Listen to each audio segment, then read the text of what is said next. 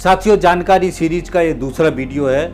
इस वीडियो के अंदर हम बोनस के बारे में बात करेंगे। बोनस का कैलकुलेशन कैसे होता है। वो बोनस का कैलकुलेशन थोड़ा सा जटिल है। इस जटिल कैलकुलेशन को हम बहुत ही सरल भाषा में इस वीडियो के अंदर समझाएंगे।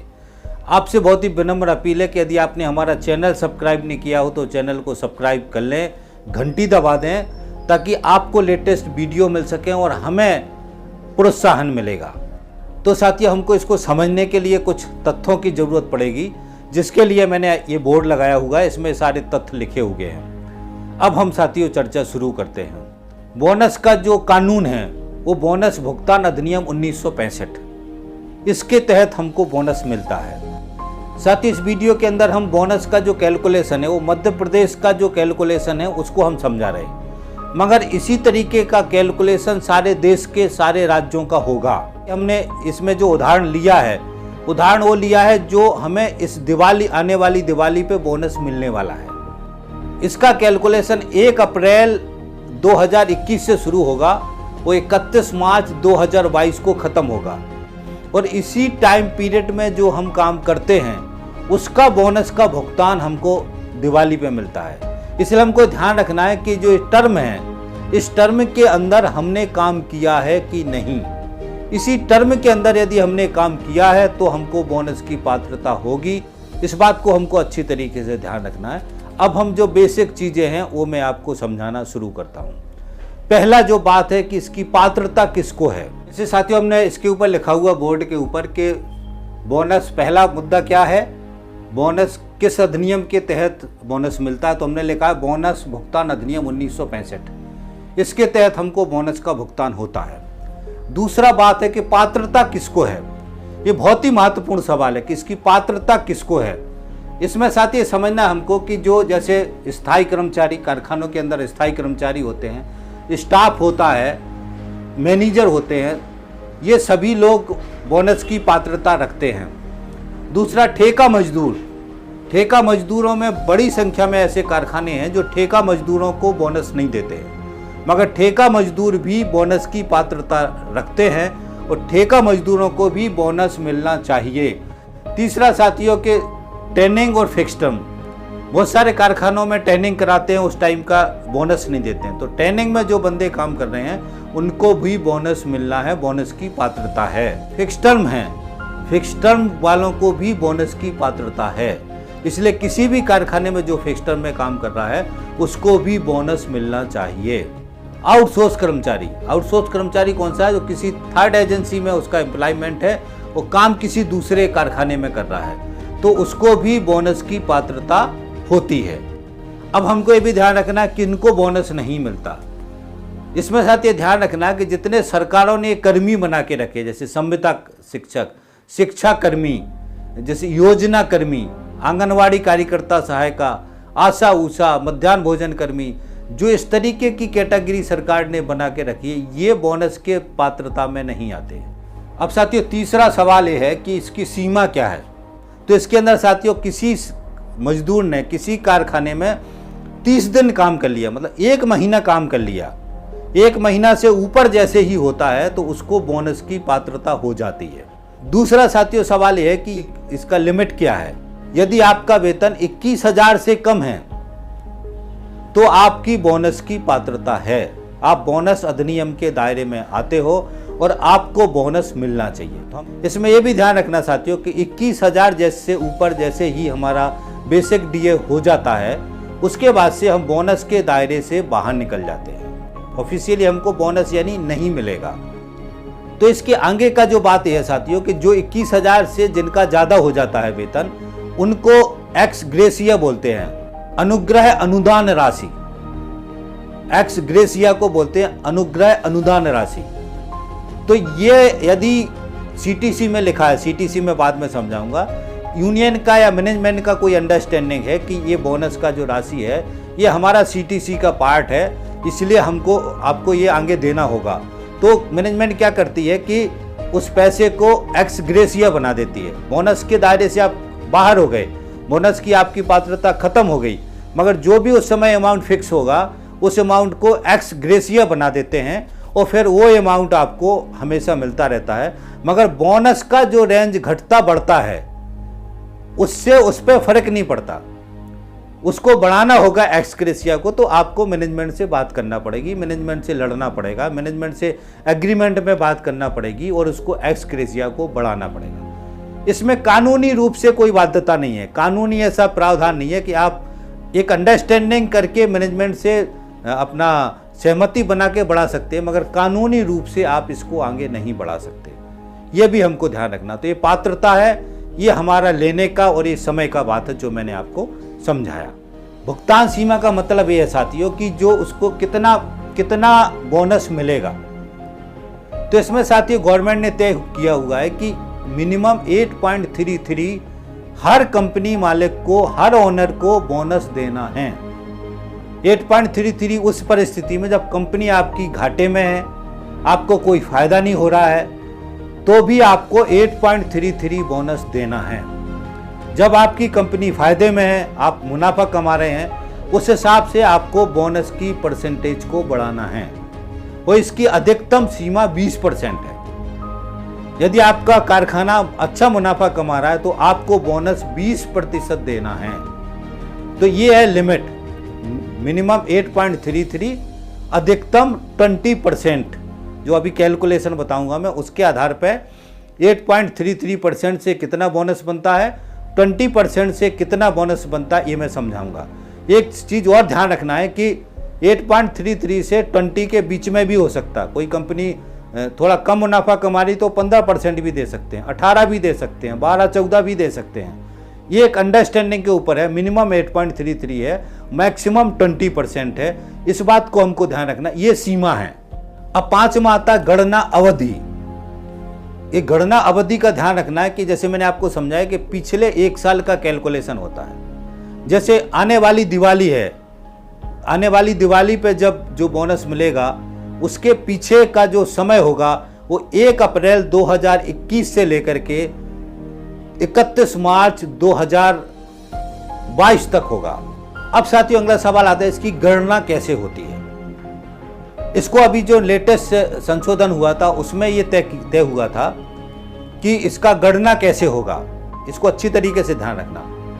7,000 रुपये महीने के हिसाब से कैलकुलेट होगा या उस राज्य का न्यूनतम वेतन जो राज्य सरकार घोषित करती है, वो दोनों में से जो ज्यादा होगा उसके आधार पर बोनस कैलकुलेशन होगा।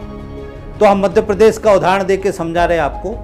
तो मध्य प्रदेश का मिनिमम वेज 7,000 से ज्यादा है, इसलिए मध्य प्रदेश का कैलकुलेशन मिनिमम वेज के ऊपर होगा, 7,000 से नहीं होगा, मिनिमम वेज से होगा। ये हमको ध्यान रखना। बहुत सारे कारखाना मालिक मध्य प्रदेश में भी 7,000 से कैलकुलेशन करते हैं, तो ये ध्यान रखना कि 7,000 से कैलकुलेशन वो गलत कर रहे हैं। हमको जो न्यूनतम वेतन है मध्य प्रदेश शासन का, उस न्यूनतम वेतन से जो करंट में इस फाइनेंशियल ईयर में है, मैं आगे डिटेल्स में समझाऊंगा, उसको उसके आधार पर कैलकुलेशन करना है। और यही फार्मूला पूरे देश के हर स्टेट पे लागू होता है, चाहे वो राजस्थान हो, उत्तर प्रदेश हो, मध्य प्रदेश, कोई सा भी स्टेट हो। यदि उसका मिनिमम वेज 7,000 से ऊपर है तो मिनिमम वेज से कैलकुलेट होगा। मिनिमम वेज में बेसिक और डीए होता है, तो जो मिनिमम वेज होगा पूरा उसको उसमें काउंट किया जाएगा। इस तथ्य को हमको अच्छी तरीके से ध्यान रखना है। अब साथियों हम गणना शुरू करते हैं। गणना में क्या है, इसके 2 हिस्से होते हैं। पहला टर्म होता है 1 अप्रैल से लेकर के 30 सितंबर तक। दूसरा टर्म होता है 1 अक्टूबर से लेकर 31 मार्च तक।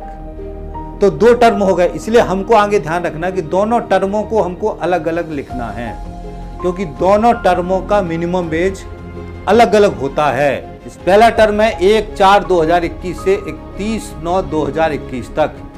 इसमें साथियों ये भी ध्यान रखना है कि ये कैटेगरी वाइज है। यदि आप अकुशल हैं तो आपका बोनस अलग बनेगा, यदि आप अर्धकुशल हैं तो आपका बोनस अलग बनेगा, यदि आप कुशल हैं तो आपका बोनस अलग बनेगा, यदि आप उच्च कुशल हैं तो आपका बोनस अलग बनेगा। अब हम ध्यान रखते हैं, जैसे अकुशल का बेसिक, इस टर्म में बेसिक था 6,500, डीए था 2,200, टोटल था 8,700 रुपये। अर्धकुशल का 7,054 रुपये बेसिक था, 2500 रुपये डीए था, 9,557 रुपये महीने का वेतन था। ये रोजाना लिखा है, 368 रुपये रोजाना था। इसी प्रकार से कुशल का जो वेतन था वो 8,435, 2500, 10,935 और 421 रुपये था। उच्च कुशल का जो वेतन था 9,735 प्लस 2500 डीए 12,235, 471 रुपये दिन। अब हम साथी दूसरे टर्म की बात करते हैं। दूसरा टर्म कब से है? 1/10/2021 से लेके 31/3/2022 तक। इस टर्म के अंदर बेसिक 6500 था, डीए 100 रुपये बढ़ गया था, 2300 हो गया था, 8800 रुपये महीना हो गया था, 338 रुपये दिन का हो गया था। इसी तरीके से लिखा हुआ है साथियों, ये अकुशल का है, ये अर्धकुशल का है। जो कुशल का वेतन था वो 8,435, डीए 2600, 11,035 रुपये, 424 रुपये दिन का। उच्च कुशल का जो वेतन था वो 9,735 रुपये, 2600 रुपये डीए, 12,335 रुपये, 474 रुपये दिन। ये मैंने चार्ट में दिया हुआ है रेट, इसको आप चार्ट से भी देख सकते हैं। तो ये मैंने दोनों टर्म के अलग अलग बेज जो मिले वो लिख दिए। अब बोनस का कैलकुलेशन कैसे बनेगा इसको समझना है। जैसे कोई बंदा अकुशल है तो हमको क्या करना है, 8,700 रुपये महीना उसका वेतन है, तो हमको 8,700 गुणे 6 करना है, क्योंकि 6 महीने का टर्म का है ये। तो 8,700 गुणे 6 ये एक अमाउंट आ गया 52,200। फिर दूसरे टर्म का हमने देखा कि ये 8,800 रुपये हो रहा है, तो 8,800 गुणे 6 यानी 52,800। पहले टर्म में कितना हुआ था? 52,200। दूसरे टर्म में कितना हुआ? 52,800। 6 महीने का ये है, 6 महीने का ये, टोटल 1 साल का टोटल हो गया। ये दोनों को जोड़ दिया तो 1,05,000।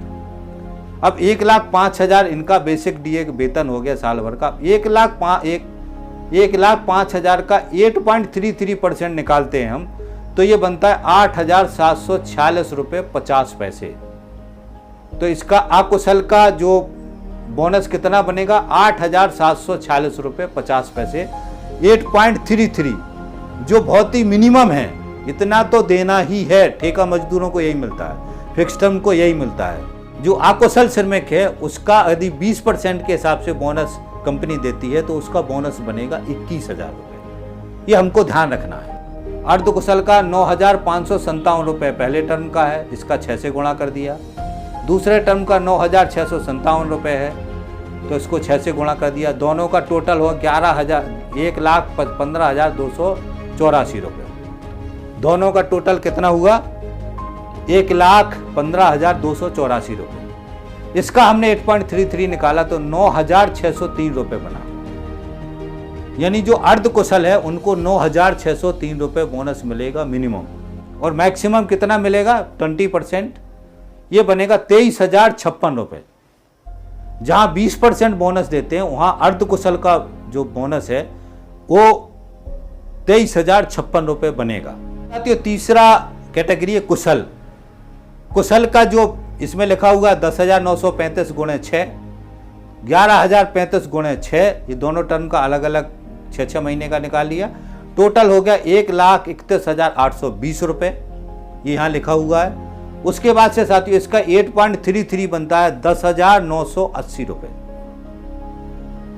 10,980 रुपये बनेगा। 8.33 मिनिमम जो कुशल श्रमिक हैं, जो स्थायी श्रमिक हैं, चाहे किसी भी कारखाने में हो, स्किल जो श्रमिक है उसका मिनिमम बनेगा 10,980। यदि 20% कारखाना मालिक देता है तो उसका बनेगा 26,364 रुपये। कितना बनेगा? 26,364 रुपये कुशल श्रमिक का। ये हमको ध्यान रखना है। ये 20% कैलकुलेशन में इतना बोनस बनेगा। अब हम उच्च कुशल पे आ जाते हैं। उच्च कुशल का मैं जो डिग्री डिप्लोमा वाले बच्चे आते हैं इनका 12,235 रुपये था यहाँ 6 महीने, तो इस 6 का गुणा कर लिया। 12,335 हो गया, यहाँ 6 का गुणा कर लिया। दोनों को जोड़ कर गया 1,47,420 रुपये। अब इनका 8.33 बनता है 12,280 रुपये। 8.33 और इनका 20% बनेगा 29,484 रुपये। 29,484 रुपये। तो ये साथी हमको ध्यान रखना है, ये बोनस का जो कैलकुलेशन है उस कैलकुलेशन के आधार पे ये बोनस बनेगा। तो साथियों ये जो है कैलकुलेशन है मैंने आपके सामने रखा।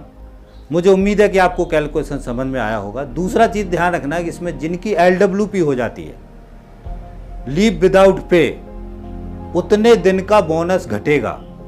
जो आपका जैसे 6 महीने का जो 6 महीने का जोड़ के मैंने बनाया कि आपका 8,700 जोड़ा पूरा, ये मान के जोड़ा मैंने कि आपकी पूरी हाजिरी है, 100% हाजिरी है। यदि आपका LWP हो करके यहाँ वेतन कम बनेगा तो उतना वेतन कम लिखा जाएगा और उस आधार पे जो यहाँ जैसे 6 महीने का 52,200 लिखा, यदि आपकी LWP है तो उतना कम हो जाएगा। ये जो नेट अमाउंट है उसमें से उतना कम हो जाएगा। LWP का अमाउंट घटाना पड़ेगा। जो आपको मिला है वेतन उसी पे कैलकुलेशन बनेगा बोनस का, इस बात को ध्यान रखना है। यदि आप EL SL छुट्टी लगाते हैं और आपका वेतन पूरा बनता है तो आपको फिर पूरा वेतन मिलेगा। LWP नहीं होना चाहिए, लीव विदाउट पे नहीं होना चाहिए। लीव विदाउट पे जितने दिन की होगी उतना दिन का बोनस का आपका गणना में उतना कम होगा।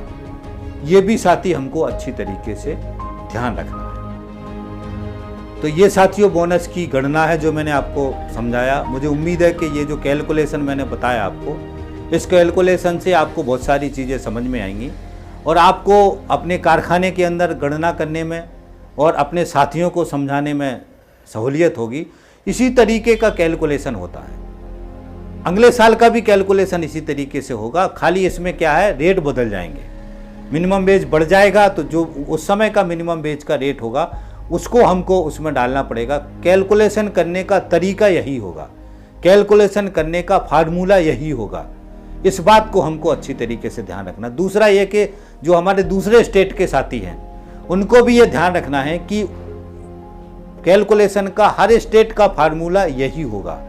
केवल उनके स्टेट का मिनिमम वेज इसके अंदर डालना है, केवल इतना ही अंतर है, बाकी इसमें कोई फर्क नहीं है।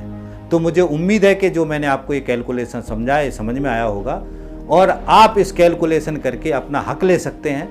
आपकी पात्रता नौकरी छोड़ के चले गए इससे ख़त्म नहीं होती। आपने काम किया, यदि आपने 4 महीने भी काम कर लिया इस दोनों टर्मों में, तो 4 महीने काम करके छोड़ के आप दूसरे कारखाने में चले गए तो भी उस 4 महीने का बोनस का पात्रता आपका है। 4 महीने का बोनस उस मालिक को आपको देना है, भले ही नौकरी आप किसी दूसरी कंपनी में कर रहे हो, उससे कोई दिक्कत नहीं है।